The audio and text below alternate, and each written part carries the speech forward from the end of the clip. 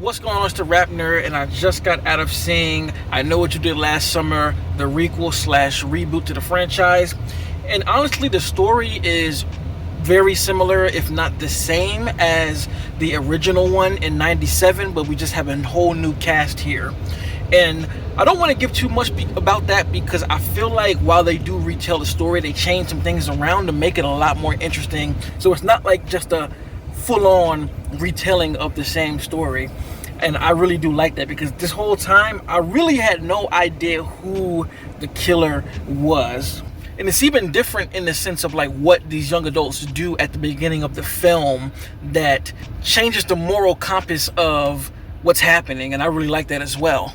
And to continue on about that, I like that they chose not to make these characters assholes, because from what I've seen in a lot of recent like Gen Z films that are like young adults or teen slashers, they make all of the characters annoying as fuck, so you kind of just don't care about them at all.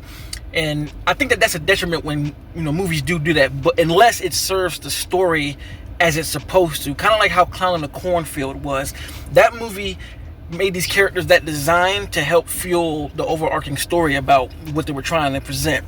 But here, the characters are pretty likable. I actually was pretty scared for all of the main characters. And again, it goes back to the night of the thing happening and it being a year later.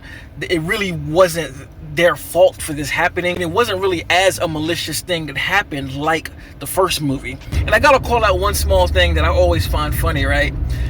This movie is supposed to take place in North Carolina, and it's summertime, July to be specific. They always show characters wearing jackets and like light sweaters. Bro, I'm from South Carolina. I live in the Atlanta area, and there is no way possible in July can you wear a jacket of any kind. It is way too hot for that. As I speak to you right now, it's 90 degrees, and even at night, bro, the lowest it'll be is 75, and that's not Carhartt jacket worthy weather. So that's just a funny thing. It's not really a gripe, but I just laughed that this movie did it and the first one did it as well. So to move on to other points, let's talk about the kills in this film. I thought the kills were really good. They were intense, they were visceral. The sound design is edited in a way to make almost anything that the killer does a jump scare. And I will say there are a lot of cheap jump scares in there. You got the most ridiculous one when a person touches somebody's shoulder from behind without saying nothing, and it's a big abrupt sound. Though they do that one time, and I feel like the director did that purposeful, because that particularly does not happen again. But the sound design is pumped up a lot, man. And I can say in this movie the killer is way more vicious and sadistic than the first two. I feel like those first two movies were really just the standard slasher stuff that you would see of that time, but here he amps it up a lot, especially as you get to the second half of the movie. It goes freaking crazy. And I really like how they played off of the realism of something like this happening. Like, as these kills happen, they're kind of presented to the public, and it just sends a shockwave through the town of Southport in a way that we didn't see in any of the prior movies. So I really love that. The writers had some balls taking things the way they took them. I'm not gonna spoil what that is, but I've seen this movie as being divisive, and after watching it, definitely you're either gonna love the ending or you're gonna absolutely hate the ending. Me personally, I loved it because it was something that I've always wondered if a slasher would do this, because I'm like, that would be a cool twist on what we know from slasher films. And again, I'm being super vague because I don't want to give that up at all.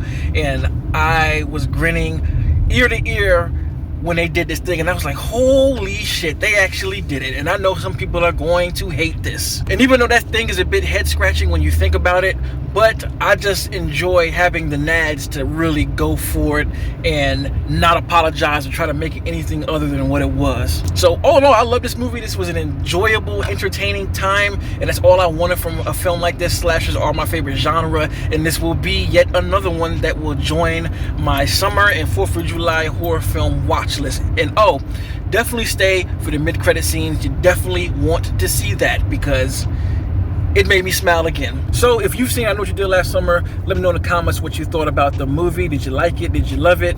Did you hate it? And of course, try and keep it cordial and show respect to the artists involved. And if you like this kind of content, make sure to like and subscribe. And if you already are subscribed, thank you. Until next time, peace. RapNerd Productions, no capping, that's word to mommy. Instead of banking on it, now rapping is just a hobby.